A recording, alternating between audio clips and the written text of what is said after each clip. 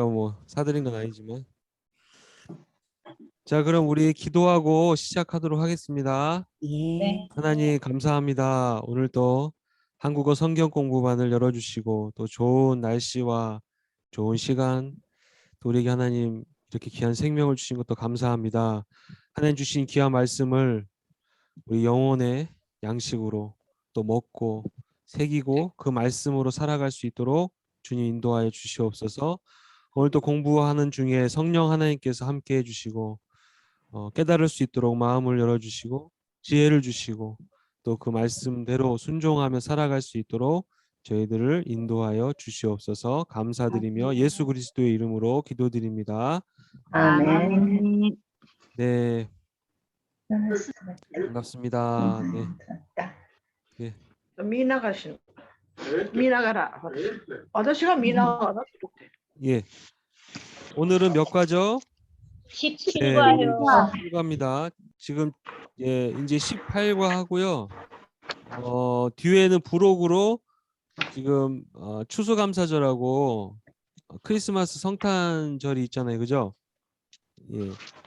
그래서 원래는 이게 이제 이 교재 자체가 이제 1-1, 1-2 해가지고 1년 과정이에요. 그죠? 예, 1년 동안 사순절 한번, 이제 부활절 한번, 또 이렇게 1-2 같은 경우는 추수감사절하고 또 이렇게 크리스마스가 들어가는데 저희가 지금 날짜가 안 맞아요. 그죠? 원래 이렇게 여름 방학하고 겨울 방학하고 이렇게 원래 3개월씩 해야 되는데 저희가 지금 막 계속 한 매주 하다 보니까 지금 뭐 추수감사절도 아직 멀었는데도 지금 일과가 지금 이 과가 끝나가고 있어요. 그래서 하여튼 이게 끝나면 일단은 새로 구입한 2-1과를 하다가 추수감사절이 되면 또 여기 교재에 나와 있는 1-2 교재에 나와 있는 추수감사절을 가지고 또 말씀을 묵상하도록 하겠습니다. 예. 아시겠죠? 네. 책이 아직 여전히 저기 많이 남아 있어요. 사무실에 언제 편안할 때 오셔가지고 가져가시면 좋을 것 같아요.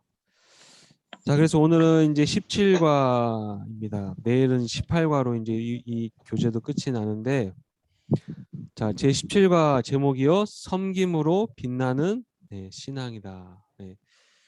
계속해서 지금 복음서를 가지고 말씀을 나누고 있죠. 자, 여기 17과에서 주안점은 섬기는 자리를 값지게 여기는 삶이 됩시다 그랬어요. 오늘의 믿음 구호를 한번 외쳐보겠습니다. 예, 믿음 구호 시작. 내가 먼저 다른 사람을 섬기는 종의 제자. 예, 내가 먼저 다른 사람을 섬기는. 예. 자, 본문 말씀은 이제 마가복음인데요. 마가복음. 예, 지난주까지는 계속 우리가 어디를 봤죠? 마태복음을 쭉 봤었죠. 예, 네. 그러다가 또 마가복음을 보네요. 하여튼 공관복음, 요한복음까지 합치면 4복음서를 중점으로 지금 계속 보고 있습니다. 마가복음 또 이제 뭐 복습하는 의미에서 마가복음에 대해서 한번 잠깐 나누어 보겠습니다. 마가복음은 그 어떤 특징이 있다고 했죠? 그러니까 예를 들어서 뭐냐면 마태복음은 예수님이 왕으로서 오신 예수님을 상징한다라고 한다면 누가복음은 인자로서의 그죠? 인자로서 사람으로서 오신 예수. 요한복음은 독수리 복음이라고도 했고 하나님의 아들로서의 복음이라면 마가복음은 어떤 특징이 있다라고 말씀을 드렸어요? 종으로 오신 주님. 예, 맞습니다. 아우. 육신을 예. 종으로서 오신 예수 그리스도죠. 이게 오늘 사실 본문에도 나오는 핵심 주제이기도 합니다. 종으로서 오셨다는 거죠. 종. 물론 이 본문이 뭐 꼭 마가복음에만 나오는 게 아니라 뭐 마태복음이라든지 누가복음 다 나오지만 꼭 하나씩 특징을 잡는다면 그런다라는 거예요. 종으로서 오신. 그 10장 여러분 마가복음 10장 45절 뭐 이거는 너무나 중요한 말씀이죠. 여러분 각자 성경을 가지고 계시기 때문에 이 10장 45절에다가 별표를 하시고 밑줄도 그어 주시고 민재상. 이게 핵심이죠. 예수님이 오신 이유가 여러 가지가 있어요. 예수 그리스도가 이 땅에 오신 이유, 오신 이유 뭐예요? 마가복음 10장 45절 같이 한번 읽어보겠습니다. 시작. 인자의 인자가 온 것은 섬김을 섬김을 받으려 함이 아니라 도리어 섬기려 하고 자기 목숨을 많은 사람의 대속물로 주려 함이니라. 예수님은 섬김을 당연히 받으셔야 되는 분이잖아요. 그죠? 하나님의 아들이시고 하나님의 본체시고 하나님과 동등된 분이신데도 불구하고 예수님이 오신 이유를 설명하고 말씀하고 계신데 나는 섬김을 당연히 받아야 되는데 불구하고 받으러 온 것이 아니라 도리어 반대로 섬기려 하고 뿐만 아니라 섬기는 것뿐만 아니라 자기 목숨을 많은 사람의 대속물로서 이게 성경 전체적으로 기록된 거죠. 기록된 목적과 이유를 설명하고 있는 거죠. 대속물로 주려고 왔다. 내가 하나님의 말씀을 이루려고 왔어요. 하나님의 말씀. 타락한 인간을 구원하기 위해서. 이게 뭐 복음의 핵심 중에 핵심이죠. 핵심 중에 핵심. 대속물로 주러 왔다. 대속물. 예수 그리스도가 이 땅에 오신 이유 대속물이에요. 대속물. 대속 신앙이죠. 이게 굉장히 중요하죠. 대속 신앙. 이게 이제 복음이죠. 복음. 잠깐 우리가 이 성경 이 교재로 들어가기 전에 여러분 조직 신학 많이 들어보셨죠? 조직 신학 권사님 조직 신학. 조직 신학. 혹자는 이걸 뭐 조지는 신학이다 막 그러는데 하여튼 조직 아주 체계적으로 신학 우리가 믿고 있는 신앙에 대해서 하나님에 대해서 체계적으로 이론적으로 정립한 건 이제 조직 신학이라고 하죠. 조직 신학. 뭐 조직 신학하면 이렇게 막 머리가 복잡하잖아요, 그죠? 저게 뭐냐, 뭐 여기 분명히 이렇게 신학교 공부하신 분도 계실 텐데 뭐 조직 신학에 대해서 많이 들어보셨을 거예요. 제가 아주 간단히 설명을 드리겠습니다. 조직 신학이라는 게 뭐냐, 도대체 뭐냐? 성경도 그렇고요. 이 조직 신학에 대해서 쓴 책들이 있는데 아주 이제 전문가 책들이 있는데 그런 신학자들이 있는데 간단히 말씀을 드리겠습니다. 자, 이 조직 신학 서론이 있고요. 이제 지금 공부하는 거 여러분 조직 신학 공부.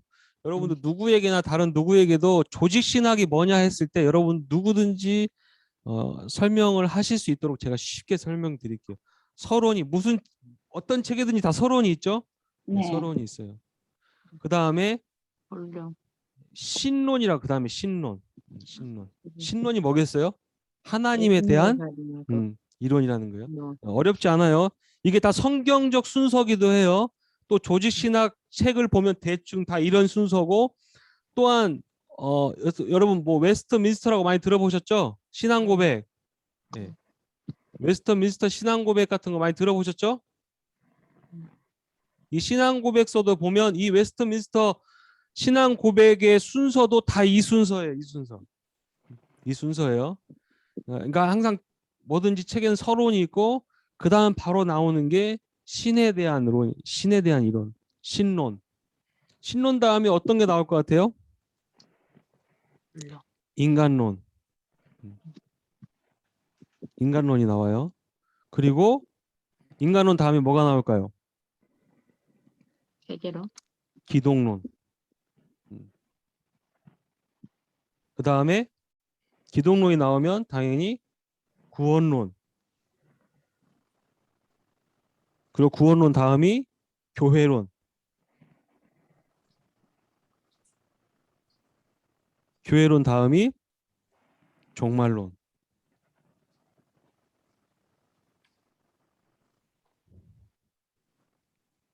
몇 개? 7가지네요. 그죠? 이렇게 이게 외우려면 어려운데 이게 다 성경적인 순서라는 거. 성경. 이 조직신학 책이라든지 웨스트민스터 신앙고백이라든지 이런 책을 보면 서론에 무엇을 얘기하냐면 간단합니다. 서론이 얘기하는 건 뭐냐면요. 결국 모든 인간은 다 종교성을 가지고 있다는 종교성, 그죠? 종교심을 가지고 있다. 종교성을 가지고 있고 그 종교는 계시를 통해서 알 수가 있는데 너무나 많이 잘 들어보셨듯이 계시에는 두 가지 계시가 있다고 했죠? 무슨 계시가 있어요? 자연 계시, 그죠? 자연 계시. 아, 일반. 우리가 세상의 만물을 보면 이 세상에 뭐 우주의 법칙이라든지 우리의 삶을 봐도 분명히 신적인 존재가 있다라고 하는 걸 알 수가 있잖아요. 그죠? 그런 거를 자연 계시라고 해요. 자연 계시. 그리고 특별 계시가 있다고 했죠? 특별 계시. 네, 특별 계시가 있어요. 이 특별 계시는 뭐냐? 특별하게 하나님께서 직접 계시해 준 건데 이게 뭐냐? 이게 뭐예요? 이게 성경이에요. 성경. 그래서 서론에서 얘기하고자 하는 것은 뭐냐면 성경이라는 거. 성경. 성경이 특별 계시다. 하나님께서 우리에게 주신 특별한 계시다. 웨스트민스터 신앙 고백도 그 서론이 성경을 얘기하고 있고 조직신학의 책의 가장 처음 서론도 성경을 얘기하는 거예요. 그러니까 모든 기준이 뭐가 돼야 된다고요? 성경에서부터 시작한다는 거예요. 서론의 가장 핵심 주제는 그러니까 성경이라는 거예요. 성경이 하나님의 말씀이다. 하나님께서 우리에게 주신 계시다라는 것을 인정하고 그 다음부터 들어가는 거예요. 이게 하여튼 다 조직신학이에요. 이게 조직신학인데 자, 서론은 성경입니다. 성경론이라고도 할 수 있죠. 성경론. 서론은 성경론이. 자, 그래서 이 성경으로 들어가서 봤더니 뭐가 가장 먼저 나와요? 예. 그러면 도대체 하나님이란 존재가 누구냐? 계시를 해준다고 했잖아요. 그죠? 이 하나님은 바로 창조주 하나님이다. 창조주 하나님. 나를 창조하신 분이 계시다라는 거예요. 예. 그러니까 성경도 마찬가지죠. 예. 제가 이 성경의 순서, 그 유명한 웨스트민스터 신앙 고백 순서, 그리고 신학자들이 쓴 조직 신학, 특히 벌거프라고 있어요. 하여튼 뭐 이름 안 외우셔도 되는데 그런 유명한 그런 조직 신학 책을 보면 그 시작이 성경인데 순서가 다 똑같아요. 세 개가. 자, 성경도 처음 시작이 어떻게 시작됩니까? 창세기 1장 1절이 뭐예요? 태초에 하나님이 태초에 하나님이 천지를 창조하셨느니라. 이렇게 시작하는 거예요. 이렇게. 아, 이게 조직 신학이라는 게 이게 조직 신학. 서론은 성경이고 그다음 성경에서 말하는 가장 첫 번째가 뭐냐? 하나님이라는 존재가 있는데 그 하나님이 어떤 분이냐? 창조주 하나님이시다. 창조주 하나님. 그게 신론이에요. 하나님이 창조하셨고 그 하나님은 어떻게 존재하고 계세요? 삼위일체. 그죠? 네, 삼위일체로 존재하고 계신다. 라는 게 이 내용이에요. 신론의 내용이에요. 조직신학. 신론까지 끝난 거예요. 여러분 신론이 끝난 거예요. 조직신학 신론이 끝난 거예요. 그럼 조직신학 그다음 뭘 해보겠어요? 인간론. 인간이 뭐냐? 그럼 인간이. 인간론. 조직신학에서 인간을 뭐라고 말해요? 죄인이라고 해요. 죄인. 타락한 죄인이죠. 타락한 죄인이라는 거예요. 그 신론이 끝난 다음에 하나님에 대해서 배운 다음에 그 다음에 바로 이제 우리 인간에 대해서 배우는데 그 인간 우리는 뭐냐? 죄인이라는 거예요. 죄인. 거역한 죄인, 타락한 죄인이죠. 하나님을 거역한 죄인에 대해서 쭉 얘기해 주는 거예요. 인간론. 그래서 그 다음이 이제 뭐가 필요해요? 그런 타락한 인간에게 누가 필요하느냐? 기독론이죠. 예수 그리스도가 필요한데 그 예수 그리스도가 도대체 누구냐라는 거예요. 누구냐? 그게 바로 기독론이죠. 조직신앙의 기독론. 예수 그리스도는 누구예요? 하나님의 아들. 네. 그리고 메시아죠. 메시아. 구원자. 네. 쭉 이걸 배우는 거죠. 기독론에 대해서는 하나님의 아들이시고 메시아이고 구원자이고 말씀이고 말씀. 그죠? 말씀. 로고스. 말씀 그 자체시고 거기서 쭉 배우는 게 기독론. 그러면 이제 우리가 어떻게 구원을 받느냐라는 게 이제 하나, 둘, 셋, 네 번째 이제 조직 신학이에요. 네. 여기까지 벌써 끝난 거예요. 서론, 신론, 인간론, 기독론까지 다 끝났고, 자 그럼 구원론의 핵심은 뭐겠어요? 이거는 믿음이에요. 믿음. 여기서 배우는 건 믿음이라는 건 이신칭이라고 그러죠. 네. 무슨 말입니까? 믿음으로 의롭다함을 받았다라는. 구원론의 핵심이 바로 이거예요. 조직신학 구원론의 핵심. 어떻게 그럼 우리 타락한 인간이 어떻게 구원을 받느냐? 바로 예수 그리스도를 믿음으로 구원을 받는다. 이게 조직신학이에요. 이게 그리고 성경의 전체적인 내용이에요.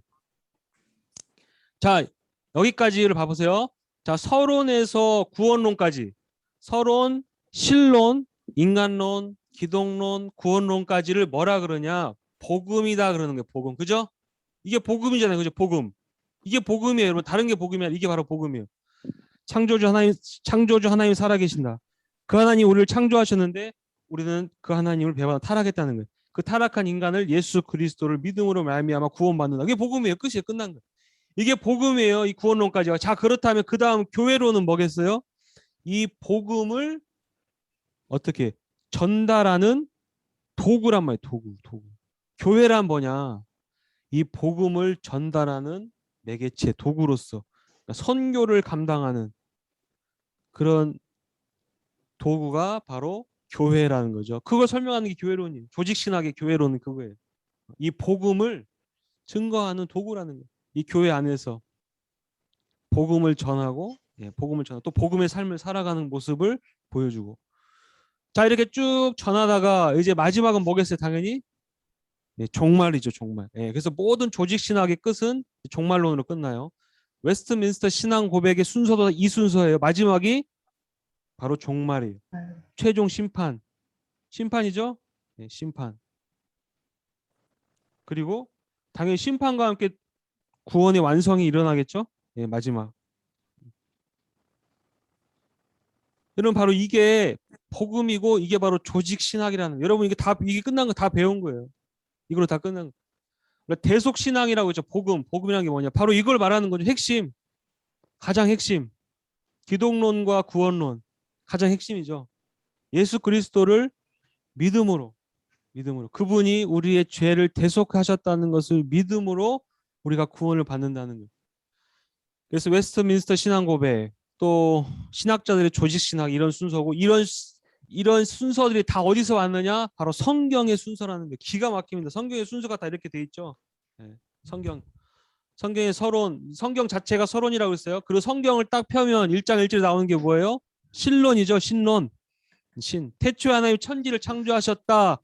모든 6일 동안에 창조하시고 7일째 쉬었다는 걸 설명하고 있어요. 그 다음에 창세기 3장부터 뭐가 나와요? 인간의 타락이 딱 나오잖아요. 인간의 타락이 나온단 말이에요. 다 그 순서 인간의 타락. 그때부터 계속 타락이 나오는 거죠. 그때부터 계속 타락이 나와요. 구약 전체는 사실상 뭐예요? 거의 타락. 사실상 신론이 성경에서 모세 오경에 포함된다고, 모세 오경이라고 볼 수 있어요. 그죠? 모세가 쓴 5가지 창세기, 출애굽기, 레위기, 민수기, 신명기가 하나님은 도대체 어떤 분이신가에 대해서 기록해 놨다면 모세 오경 이후에 뭐가 나와요? 이제 역사서가 나오죠. 역사서. 그죠? 역사서. 인간들의 이스라엘 백성들의 역사서가 나오는데 이스라엘 백성들이 하나님의 말씀을 받고 이 땅 가운데 살아가면서 어떻게 했습니까? 끊임없이 뭐 했어요? 타락했죠. 타락. 그러니까 구약 성경 전체의 구약 역사서가 보여주고 있는 핵심 내용이 뭔지 아세요? 이거예요.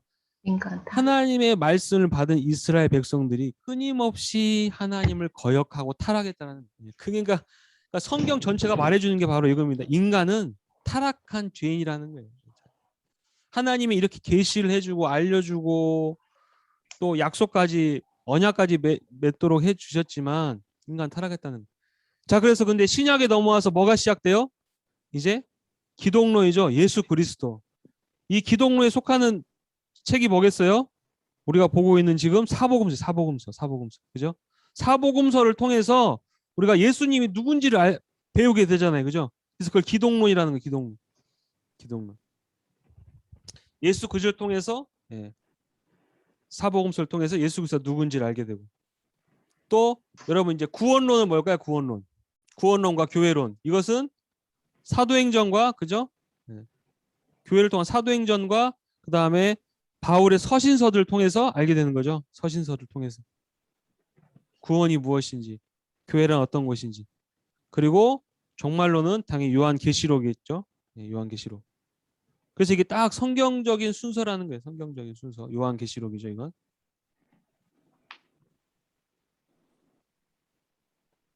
이게 바로 조직 신학입니다. 조직 신학. 그래서 이걸 조직 신학이다. 막 복잡하거나 어렵지 않아요. 자, 그런데 하여튼 중요한 거는 예수님이 하나님의 아들이시고 메시아신데 이 예수님이 이 땅에 오신 이유가 뭐라고요? 마가복음 10장 45절.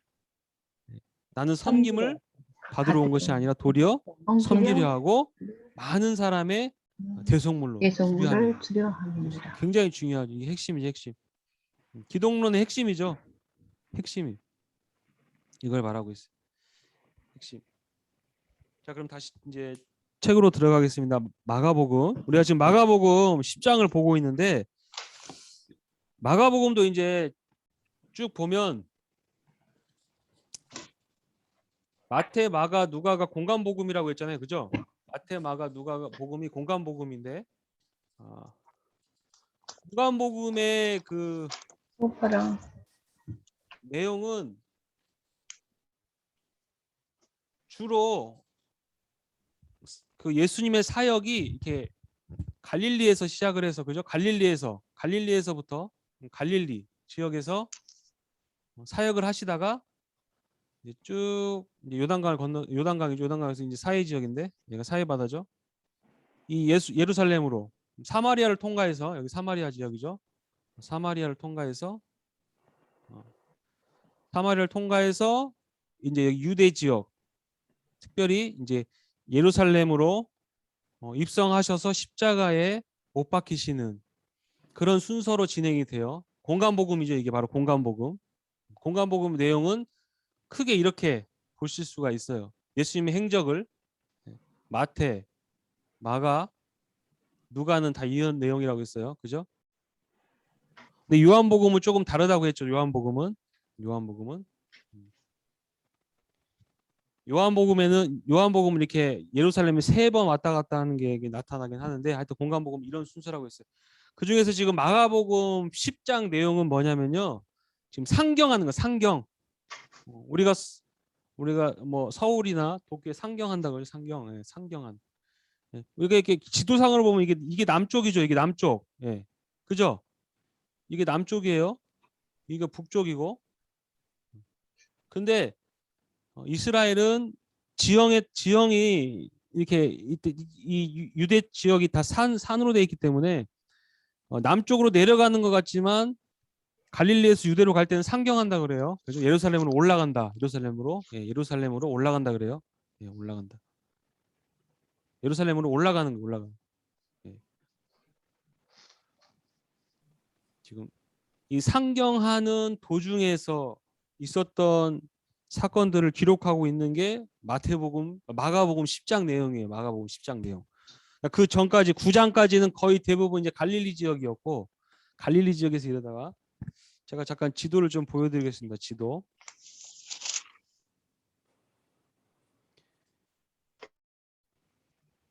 예.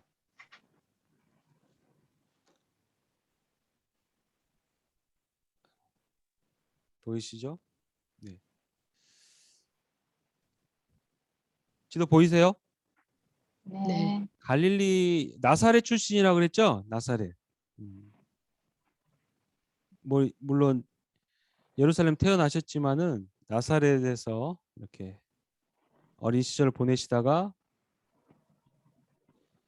유대에 한번 가셔가지고 세례는 여기서 받으세요, 그죠? 세례를 받으시고 그리고 이제 여기서 시험을 또 받으시죠, 유대 광야에서 금식 후 시험 받으시고 그리고 이제 다시 돌아오세요, 그죠?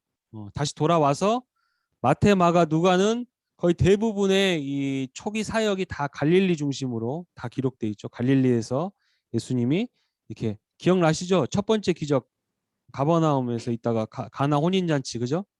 가나 혼인잔치라든지 뭐 제자들도 선택하고 뭐 거라사라든지 이런 데서 갈릴리 바다를 중심으로 이곳에서 이렇게 사역을 많이 하셨죠. 그리고 보시면 지금 이제 후기 이게 보면 이제 예수님의 후기 이제 사역이라고 보시면 되는데, 아이고 죄송합니다.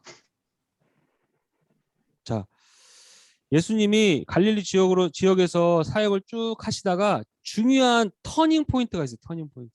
예수님이 사역을 하실 때 주로 하신 게 뭐예요? 예수님이 가르치시고, 그리고 예, 그렇죠, 예, 그렇죠. 가르치시고, 고치시고, 예. 이게 3대 사역이라고 하죠. 예수님의 3대 사역 선포하시고, 그죠? 예. 이게 예수님의 3대 사역인데, 이제 이 사역을 쭉 하시다가 터닝 포인트가 있습니다. 터닝 포인트. 언제가 터닝 포인트일 것 같아요? 예수님이 이제 십자가에 못 박히러 예루살렘으로 딱 이제 올라가기 전 터닝 포인트, 공생애가 이제 끝나가는 딱 터닝 포인트가 뭐일 것 같아요, 여러분? 터닝 포인트가 굉장히 중요한데 그 터닝 포인트가 뭐가 되냐면 바로 이 모든 사역 가르치시고 고치시고 전파하시고 하시는데 이제 내가 예루살렘으로 십자가에 못 박히러 가야겠다라고 한 터닝 포인트가 바로 뭐냐? 마가복음 여러분 8장 25절, 8장 29절, 마가복음 8장 29절, 마태복음 16장 16절하고 똑같은 본문인데 마가복음을 기준으로 볼게요. 마가복음 8장 29절.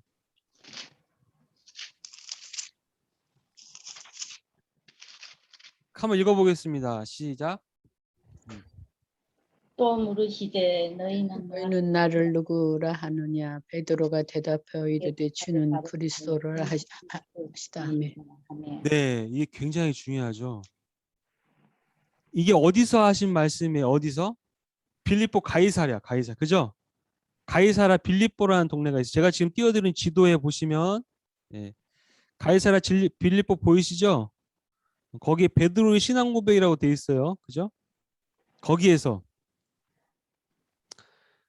마가복음 8장 27절에 보겠습니다. 마가복음 8장 27절. 예수와 제자들이 빌립보 가이사랴 여러 마을로 나가실새 길에서 제자들에게 물어 이르시되 사람들이 나를 누구라고 하느냐. 그랬더니 뭐라 그래요? 제자들이 여짜와 이르되 세례 요한이라고, 더러는 엘리야, 더러는 선지자 중에 하나라 하나이다. 29절 이 별표하시고 이게 이제 베드로의 신앙 고백이에요. 이게 마가복음 16장 16절, 누가복음 9장 20절, 요한복음 6장 69절, 그리고 여기 마가복음 8장 29절. 이게 전부 다 제가 지금 불러드린 그 구절들이 다 베드로의 신앙 고백이 나오는 구절들이에요.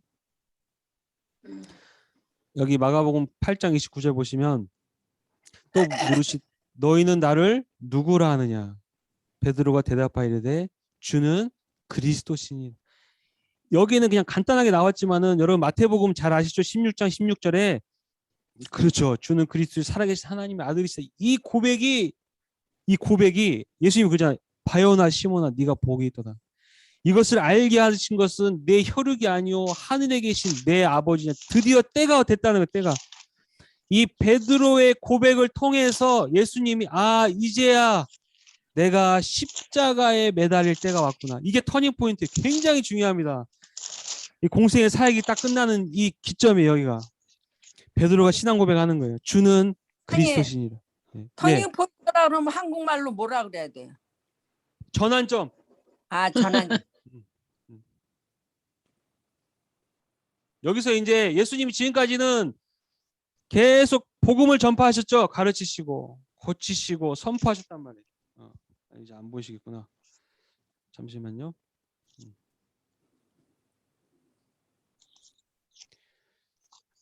자 보시면 예수님 지금까지는 가르치시고 고치시고 선포하셨다는 거예요. 그죠? 하나님의 나라에 대해서 그죠? 전하셨죠. 천국에 대해서 전하셨단 말이에요. 예수님. 그 다음에 이제 언제부터 이제 갑자기 바뀌시냐면 전환점은 제가 터닝 포인트라고 했는데 언제부터 바뀌시냐면 이 베드로의 신앙 고백 이후에 예수님이 이 고백 다음에 무슨 말씀을 하시냐면 굉장히 중요하죠. 이 신앙 고백 다음에 뭐를 말씀하기 시작합니까? 그래서 터닝 포인트라고 하는 거예요. 자, 마가복음 8장 30절, 31절 보겠습니다. 이에 자기의 일을 아무에게도 말하지 말라 경고하시고 31절이 중요해요. 인자가 많은 고난을 받고 장로들과 대제사장들과 서기관들에게 버림받아요. 죽임을 당하고 사흘 만에 살아나야 될 것을 비로소 그들에게 가르치시되.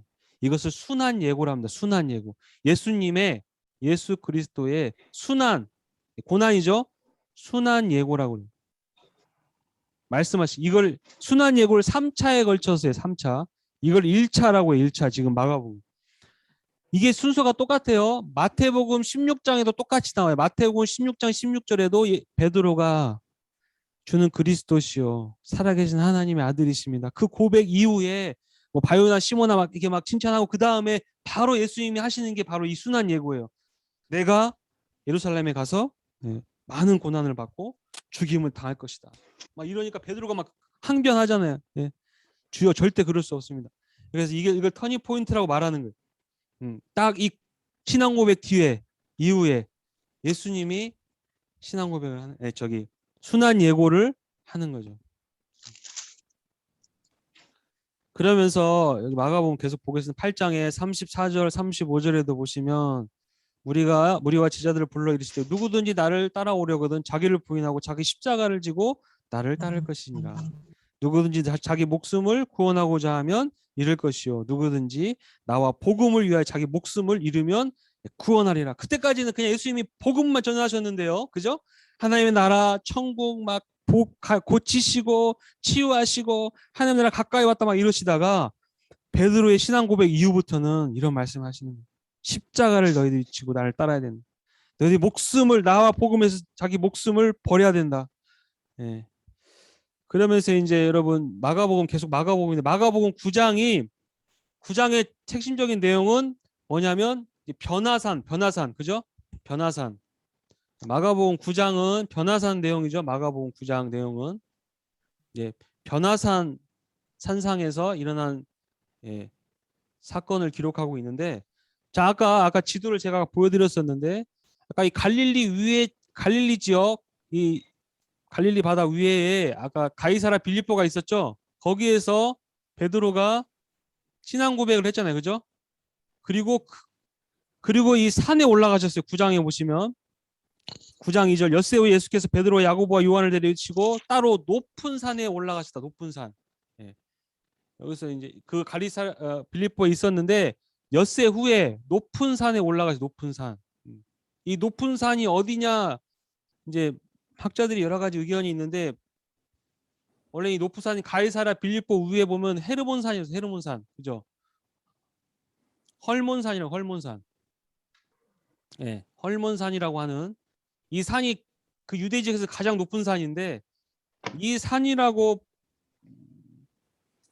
처음엔 그렇게 다 보고 있었고 그렇게 인식하고 인정하고 있었는데 근데 이제 주 4세기경에 4세기경이죠. 주 4세기경에 이 헐몬산 말고요. 이쪽 이 갈릴리 밑에 쪽에 좀 내려다 보면 다볼산에서 다볼산. 요즘은 오늘날에는 그래서 이 변화산을 다 다볼산이라고 해요. 사람들이 다볼산. 그래서 성지순례 가면 다 다볼산에 가신다고 하더라고요. 다볼산에. 근데 이게 왜 다볼산이라고 하냐면 이게 주 4세기경에 분명 카톨릭이 이렇게 했죠. 카톨릭이 여기다가 이제 다볼산이 변화산이다. 이렇게 해가지고 여기서 다 성지순례 하는데 뭐 위치가 중요한 건 아니지만 제 생각에도 다볼산은 아니라고 생각해요. 저는 헐몬산이지 않을까. 예수님이 올라가신 곳이 높은 산이라고 했으니까 그 산 위에서 변화되셨죠. 그죠? 여기 마가복음 9장 3절에 보세요. 그 옷이 광채가 나며 세상에서 빨래하는 자가 그렇게 희귀할 수 없을 만큼 희어졌더라. 막 옷이 완전히 막 다 변모하셨죠. 예수님의 모습이. 그리고 4절에 보면 9장 4절에 엘리야가 모세와 함께 막 나타났죠. 엘리야는 선지자를 대표하는 인물이가 엘리야죠. 모세는 뭘 대표하는 인물이에요? 모세는 제사장이면서 또 지도자를 그죠? 율법을 대표하는 게 모세잖아요. 그러니까 율법과 선지자를 대표하는 두 사람 뽑으라면 모세와 엘리야인데 그 모세와 엘리야가 예수님 이 앞에 딱 집합한 거예요. 집합. 집합. 그죠? 왜요? 예수님이 당연히 메시아시니까 그런 거죠. 이렇게 나와서 이제 이렇게 변화되는 모습이 9장에 나오고요. 그리고 9장에도 쭉 보시면 9장 30절 보세요. 마가복음 9장 30절에 두 번째로 예수님의 순환을 예고하고 계세요. 본인의 9장 30절. 9장 30절 보면 그곳을 떠나 갈릴리 가운데로 지날새 예수께서 아무에게도 알리고자 아니하시니 이는 제자들을 가르치시며 또 인자가 사람들의 손에 넘겨져 죽임을 당하고 죽은 지 3일 만에 살아나리라 하는 것을 말씀하셨기 때문이라 그렇죠. 두 번째로 또 예수님 본인의 순환을 얘기하세요. 그렇게 순환을 얘기하고 계신데 그런데 33절부터는 제자들이 뭐 하고 있었어요? 뭐 하고 있었어요? 누가 크냐, 그죠? 누가 크냐 하고 제자들이 서로 토론하고 있었죠. 그래서 9장 35절에 예수님께서 앉으사 12제자를 불러서 이르시되 누구든지 첫째가 되고자 하면 무사람이 끝이 되며 무사람을 섬기는 자가 되어야 하리라 하시면서 이제 어린아이를 데려다가 어린아이를 비유하시고 설명을 하시죠. 37절에 누구든지 내 이름으로 이런 어린아이 하나를 영접하면 곧 나를 영접하며 누구든지 나를 영접하면 나를 영접함이 아니요 나를 보내신 이를 영접함이니라. 그러니까 예수님은 본인이 이제 앞으로 지게 될 십자가, 고난, 순환을 예고하고 계신데 제자들은 뭐 하고 있어요? 누가 거기서 내가 크냐, 누가 크냐 그런 다툼을 하고 있다는 거예요. 그러니까 마가복음이나 뭐 마태복음도 마찬가지지만 특히나 마가복음에는 뭐가 많이 나오냐면 제자들의 어리석음, 얼마나 제자들이 어리석은가. 그러니까 예수님의 마음을 잘 모르고 예수님의 가르침도 잘 이해를 못하고 있는 우둔한 제자의 상을 보여주고 있어요. 제자상. 마가복음에 나타나는 제자들은 그래요. 예수님이 그렇게 막 가르치시고 또 말씀하시는데도 제자들은 자꾸 딴 생각만 하고 있는 거예요. 딴 생각. 누가 더 높은 자리를 차지할까. 그렇게 9장이 끝나고 이제 10장부터가 오늘 마가복음 10장부터가 바로 상경하는 거예요. 상경. 말씀하신 상경. 10장 1절부터 상경하는 건 아니고요. 이제 예수님이 이제 움직이시기 시작하는데 뭐 10장 1절부터는 또 이혼에 대해서 얘기 가르치시는 거예요. 이혼에 대해서 가르치시고 13절부터는 이제 어린아이들도 축복해 주시고 그죠? 10장 14절 예수께서 보시고 노하시어 이르시되 어린아이들이 내게 오는 것을 용납하고 금하지 말라. 하나님의 나라가 이런 자의 것이니라 그랬죠. 내가 진실로 너희에게 이르노니 누구든지 하나님의 나라를 어린아이와 같이 받들지 않는 자는 결단코 그곳에 들어가지 못하리라. 어린아이 특징 중에 하나는 간단하게 말하면 뭐예요? 어린아이는 단순하다는 거. 단순. 굉장히 중요하죠. 믿음은 단순한 거예요. 단순.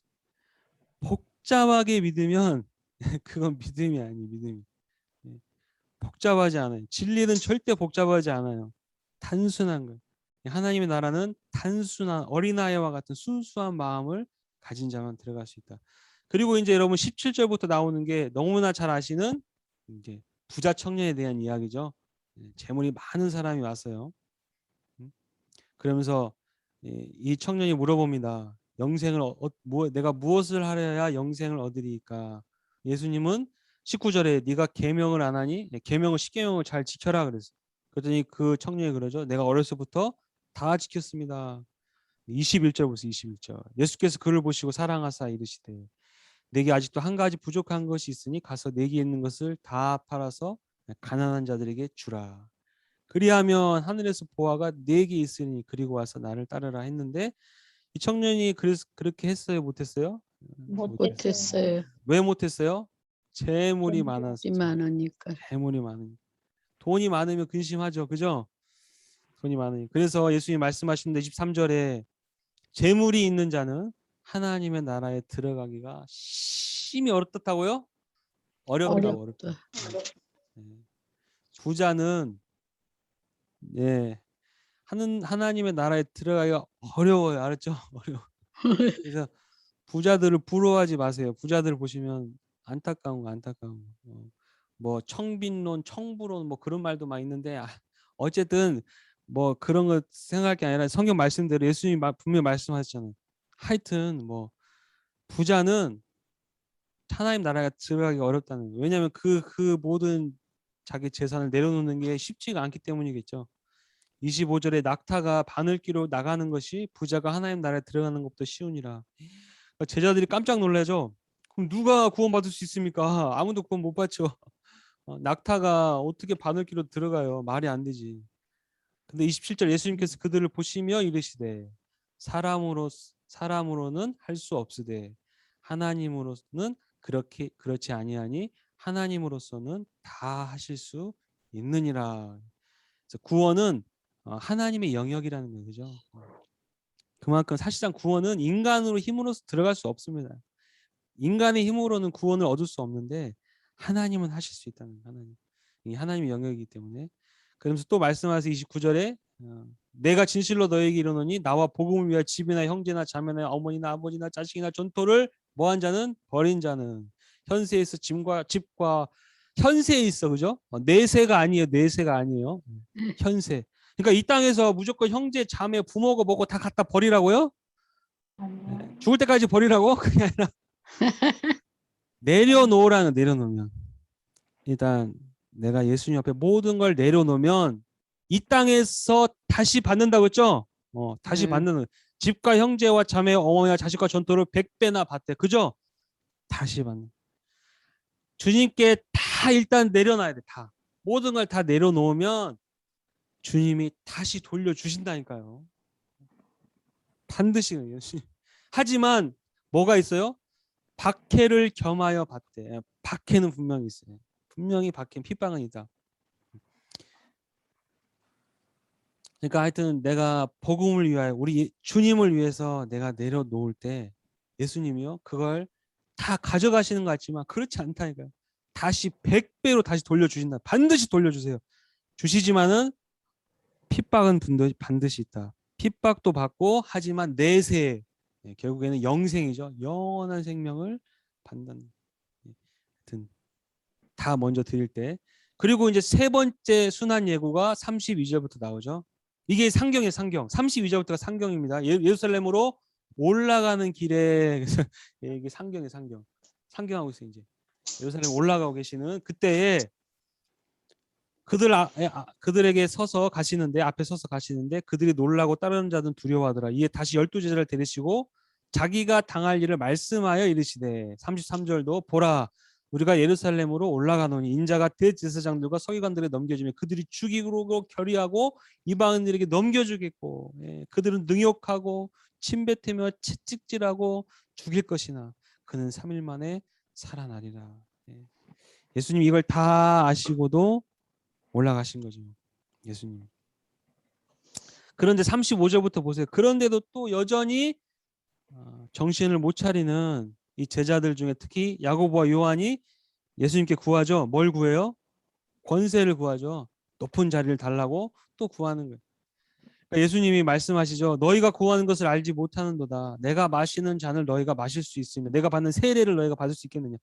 이 마시는 잔, 진노의 잔, 하나님의 진노의 잔이라는 거예요. 이 세례는 십자가 세례를 말하는 건데 너희들이 이게 뭔지는 알고 받을 수 있겠느냐 그랬더니 39절에 보세요. 뭔지도 모르고 그러죠. 할 수 있습니다. 우리 받을 수 있습니다. 뭐든지 주십시오. 우리는 그래서 사도 야고보가 어떻게 됐어요?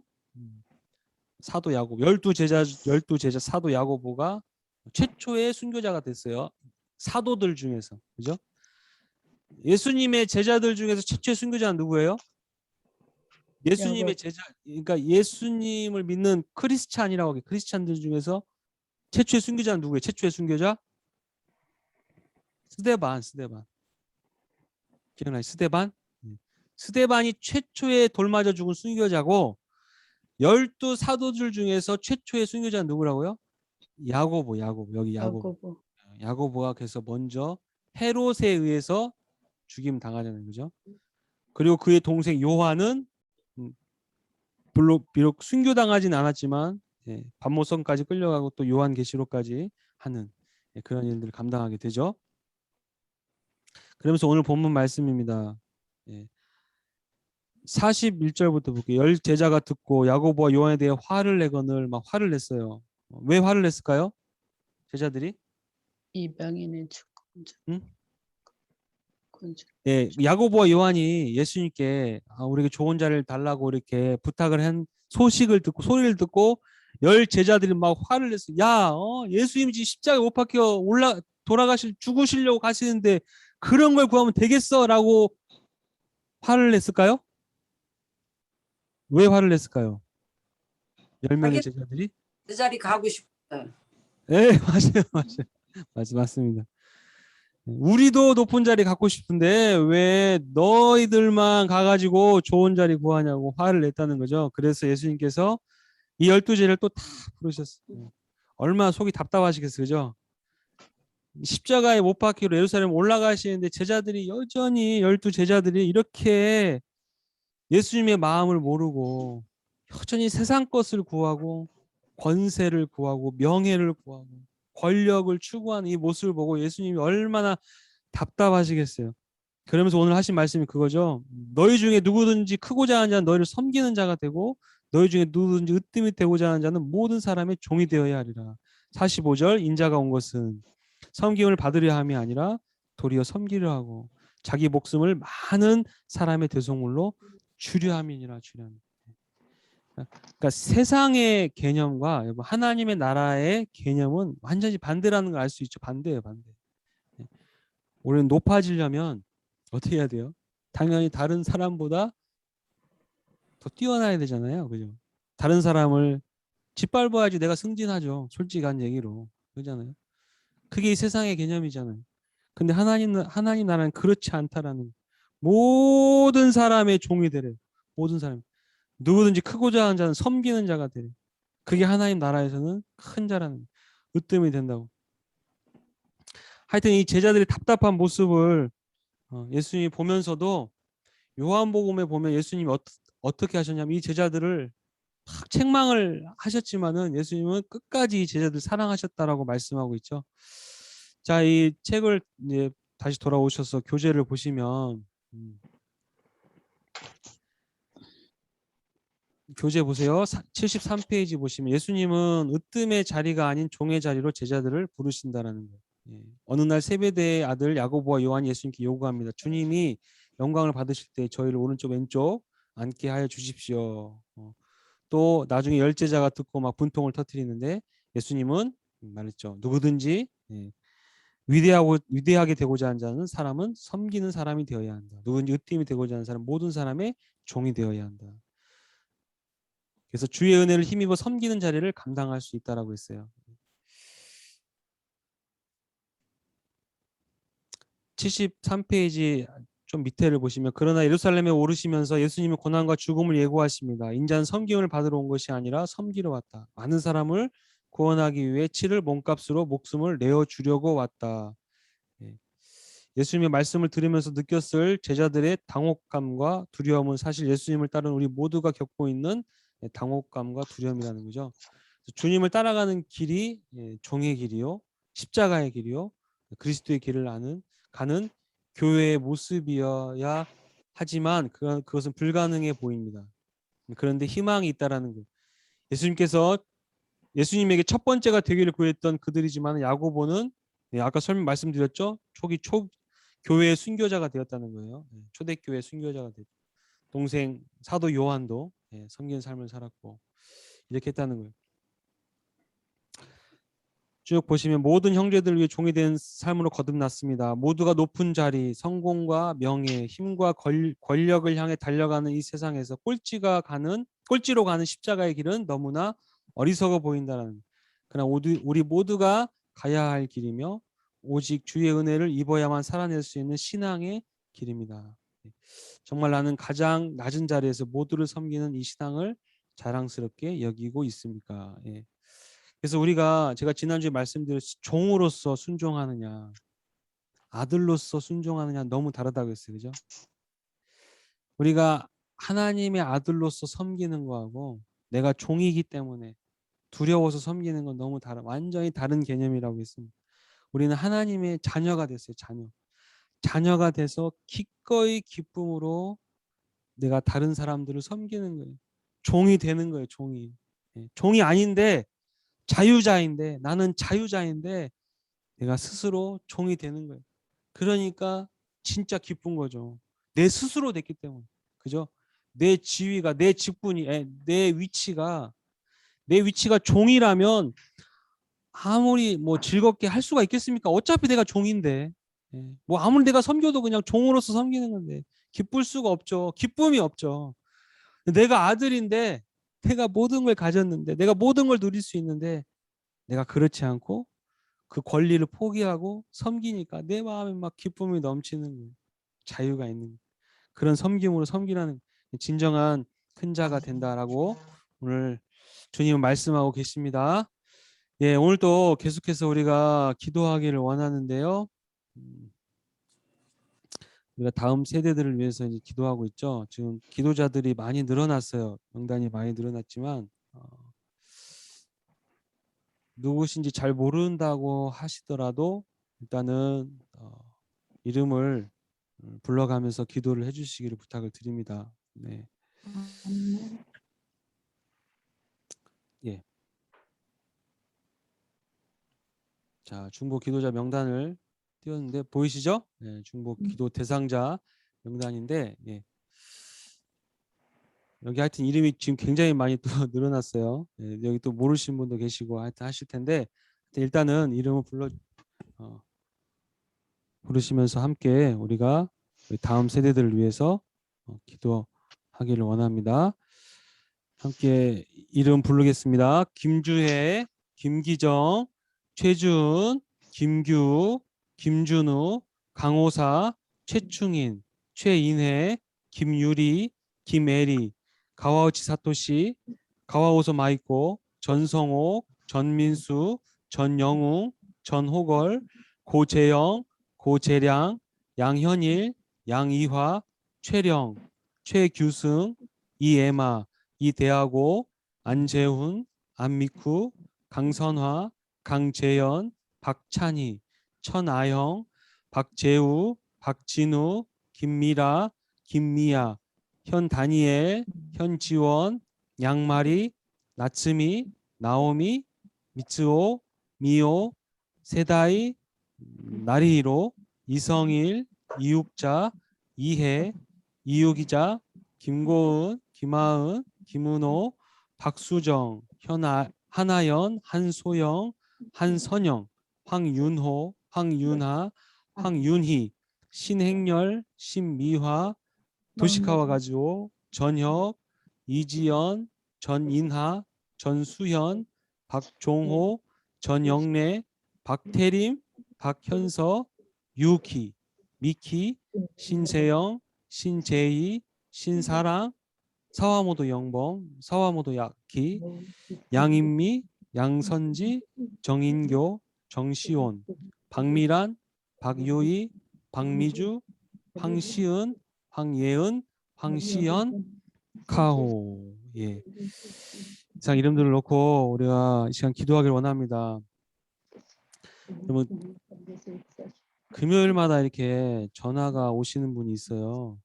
일본인 엄마신데 예. 여기 지금 제가 맨 마지막에 쓴 이름 카호라는 여자의 딸을 가지고 있는 엄마인데 하여튼 그 남편이 굉장히 무서운가 봐요. 딸하고 막 하여튼 막 싸우고 막 화를 내고 하여튼 무섭게 하는데 좀 기도 좀 해달라고 막 부탁을 그동안 계속 하여튼 뭐 금요일만 되면 전화가 와서 기도해달라고 하시는 그런 엄마도 있습니다. 하여튼 우리가 뭐 그런 상황들 다 알 수 없다 할지라도 정말 우리 다음 세대들 이 세대들이 정말 하나님을 만나서 이들의 삶이 진정한 변화가 일어나고 삶이 이 땅에 어떤 그런 이 세상이 추구하는 그런 어떤 성공, 명예, 그런 부유함, 뭐 이런 행복만을 쫓아서 살아가는 인생이 아니라 진짜 살아계신 하나님을 만나서 내 삶이 기쁨으로 다른 사람들을 섬기고 그 복음 안에서 살아가는 삶들이 다 될 수 있도록 여기 나오는 이 지금 제가 몇 명인지 수는 헤아리지 않았지만 이 청년들이, 이 젊은이들이 이 오사카 교회를 책임지고 나아갈 다음 세대잖아요. 그죠? 차세대란 말이에요. 차세대.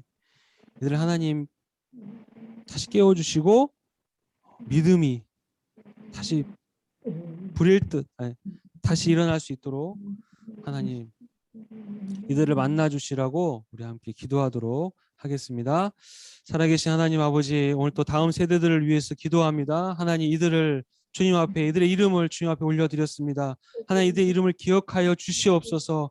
하나님 이들에게 주신 그 약속의 말씀대로 하나님 이들이 살아계신 하나님을 만나게 도와주시고 그 하나님을 인정하게 도와주시고 하나님 앞에 내 삶을, 자신의 삶을 온전히 내어드릴 수 있도록, 그래서 아버지 이 땅에 세상이 추구하는 삶이 아니라 하나님께서 참으로 기뻐하시고 하나님의 온전한 뜻이 무엇인지 분별하면서 이 땅 가운데 하나님의 자녀로서의 섬기는 삶을 살아갈 수 있도록 하나님 인도하여 주시옵소서. 아버지 하나님 이들을 주님 붙들어 주시옵소서. 저들이 어디에 있든지 무엇을 하든지 하나님이 함께하고 계심을 저들이 믿을 수 있게 도와주시고 지혜와 또 청명과 은혜들을 허락하여 주셔서 이 땅 가운데 하는 믿음으로 살아갈 수 있는, 살아내어갈 수 있는 자녀들이 될 수 있도록 하나님 축복하여 주시옵소서. 아버지 하나님 이 오사카 교회를 또 책임지고 나아갈 우리 다음 세대들입니다. 하나님 이들이 정말 다른 세대들, 전혀 하나님을 알지 못하는 다른 세대들이 되지 않도록 아버지 하나님께서 지켜주시옵소서. 그 마음 반에 하나님의 말씀을 심어주시고 그 말씀 안에서 성장하고 자라나서 하나님의 나라와 하나님의 교회를 위하여 섬기는 우리 다음 세대들, 우리 자녀들, 차세대들이 될 수 있도록 하나님 축복하여 주시옵소서. 머리부터 발끝까지 하나님께서 눈동자처럼 지켜주시고 보호해 주시고 어떤 악한 것들로부터 또 하나님께서 주님 보호하여 주시고 인도하여 주시옵소서. 하나님 저들의 발걸음을 정말 교회로 인도해 주셨기를 원하고 하나님 이곳에서 함께 정말 하나님을 예배하게 하시고 하나님께 기도할 수 있는 우리 자녀들, 우리 다음 세대들이 다 되게 하여 주시옵소서. 감사드리고 우리 주 예수 그리스도의 이름으로 기도드립니다. 아멘. 아멘. 감사합니다. 네, 혹시 뭐 광고 있으신가요?